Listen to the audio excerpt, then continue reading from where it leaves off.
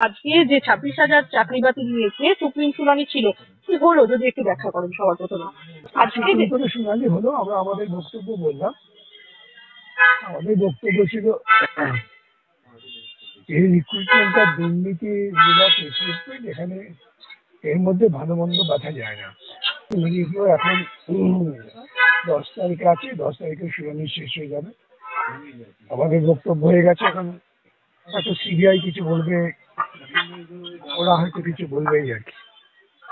আমার একটা প্রশ্ন, আজকে যখন আপনি সওয়াল করলেন সেখানে বিচারপতিকে বলতে শোনা গেল যে এই যে এতগুলো চাকরি বাতিল, যেটা আপনারা সর্বপ্রথম থেকে বলে আসছেন যে এবং বিচারপতি দেবাংশু বসাকও এর আগে বলেছিল যে যে কাপড়যুক্ত চালের কথা বলা হয়েছিল, যে কাপড়টা একদমই বাছা পসিবল হচ্ছে না, পিউরিফিকেশন সম্ভব হচ্ছে না। আপনারা বলেছেন বারংবার যে নতুন করে চাকরিতে বসানোর কথা, সেখানে বিচারপতিকে বলতে শোনা গেল যে একেবারেই এই এই এই চাকরি, এতগুলো চাকরি বাতিল করা সম্ভব নয়। কি বলবেন এটা? না, বাতিল করা সম্ভব নয় বিচারপতি বলেননি। বিচারপতি বলেছিলেন যে আবার পরীক্ষা হলে ওদের ভুল ধারণা হয়েছে যে নতুন লোকেরা পরীক্ষা দিতে বসবে। সেটাই আমি বললাম যে নতুন লোকেরা কেন, যারা এখন এই মামলার সঙ্গে যুক্ত হয়েছেন তারাই পরীক্ষা দেবেন এবং নতুন করে সিলেকশন হবে। স্যার, এই এই যে নতুন করে পরীক্ষার কথাটা, এটা এই যুক্তিটা আপনারা কেন দিচ্ছেন যদি একটু বলতেন। পুরোটাই যদি বাতিল হয়ে যায় তাহলে সেটা তো যে শূন্যস্থানগুলো হবে সেগুলো পূরণ করতে হবে। তো তার জন্য নতুন প্রক্রিয়া হোক।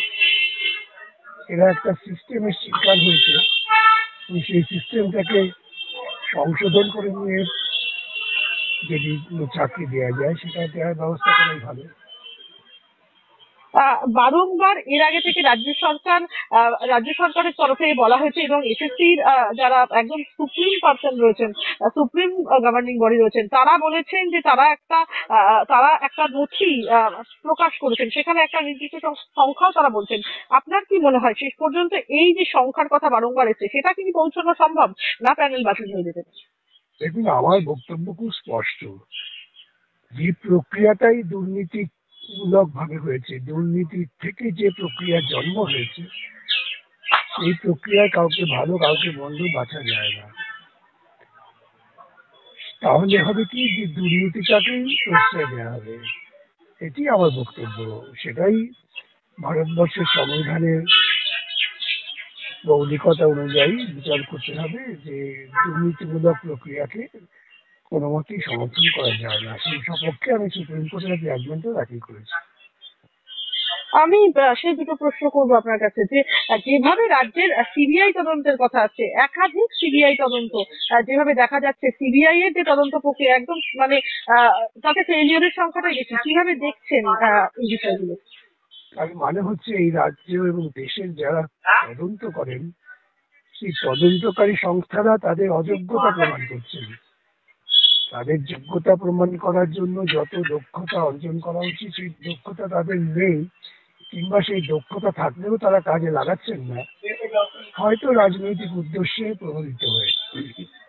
এই যে 26,000 চাকরি প্রার্থীদের যে এই হাহাকার, আমরা এক্ষেত্রে দেখেছিলাম একদম শহীদ মিনারের পাদদেশে অনেকে বলেছিলেন যে মানে রীতিমতো তাদের কাছে যারা চাকরি হারিয়েছেন তাদেরকে রীতিমতো অনেকগুলো কথা বলতে শোনা গিয়েছে। কোথাও গিয়ে আপনার কি মনে হয় যে একটা আশার আলো, যেটা এসএলএসসি যারা দীর্ঘদিন ধরে ধর্নায় রয়েছেন, তারা কি আজকের শুনানির মাধ্যমে কোনো একটা আশার আলো দেখলেন?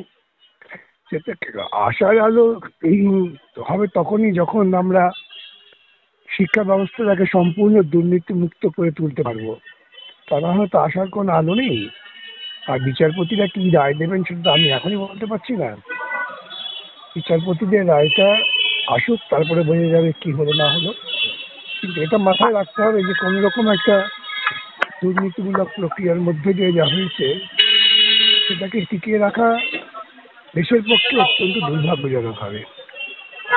আচ্ছা স্যার, আমি শেষ একটা প্রশ্ন করব। আজকে আজকে কলকাতা হাইকোর্টে আর.জি. কর মামলার যে শুনানি, সেই শুনানি ছিল বিচারপতি দেবাংশু বসাক এবং মোহাম্মদ সাব্বির জাসিদুর ডিভিশন বেঞ্চে, এবং সেখানে রীতিমতো নির্যাতিতার পরিবারকে একদম শোনা গেল তারা রীতিমতো সিবিআই এর যে ভূমিকা সে নিয়ে আপনারাও প্রশ্ন তুলেছেন একদম শুরু থেকেই। আজকে একদম আদালত কক্ষে তাদেরকেও মানে বারংবার তাদেরকেও বলতে শোনা গেছে যে সিবিআই এর যে ভূমিকা সে নিয়ে তারা প্রশ্ন তুললেন। একই সাথে রাজ্য সরকারকেও রীতিমতো প্রশ্নের মুখে পড়তে হলো বিচারপতির যে তারা যে সঞ্জয় রায়ের যে ফাঁসির দাবি করে তারা হাইকোর্ট মুখী হয়েছিল, সেখানে রাজ্য সরকারের ভূমিকা নিয়েও প্রশ্ন চলে এলো। কি বলবেন?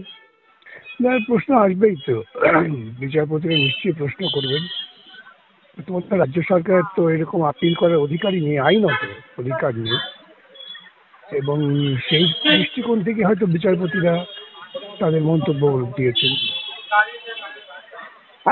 স্যার, একটা ছোট্ট প্রশ্ন করে শেষ করবো। একদিকে রাজ্য সরকার, অন্যদিকে সিবিআই, একদম দুতরফেই দেখা যাচ্ছে মরিয়া প্রচেষ্টা সঞ্জয় রায়ের ফাঁসি, কেন?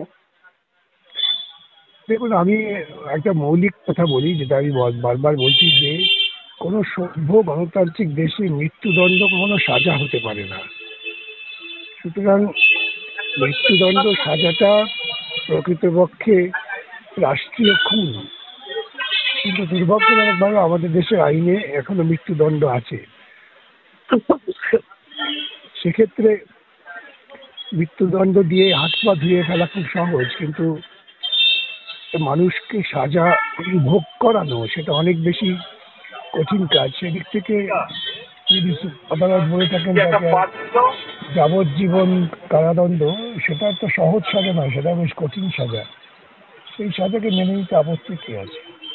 স্যার, একদমই। আমি আপনার সাথে কথার সাথে সঙ্গত রেখে একটা ছোট্ট কথা বলবো, সেটা নির্যাতিতার বাবা মাকেও আজকে বলতে শোনা গেল যে তারা তাদের মেয়েকে তো হারিয়েছেন, কিন্তু তারা একজনের যে তাদের ক্যাপিটাল পানিশমেন্ট অর্থাৎ হ্যাঙ্গিং, তারা এটা চাইছেন না। তাহলে কি প্রশ্ন উঠছে সমাজের বিভিন্ন স্তর থেকে, তাহলে কি তারা শাস্তি দাবি করছেন না? কি বলবেন? না, মোটেই নয়। না কেন? মৃত্যুদণ্ডে কি একমাত্র সাজা নাকি? তারা যদি মনে করেন যে মৃত্যুদণ্ড তারা চাইছেন না, তাহলে তো তারা ঠিকই বলেছেন, তাদের মধ্যে একটা গণতান্ত্রিক মূল্যবোধ আছে। সেটা তো একটা প্রশংসনীয় ব্যাপার বলে আমার মনে হয়।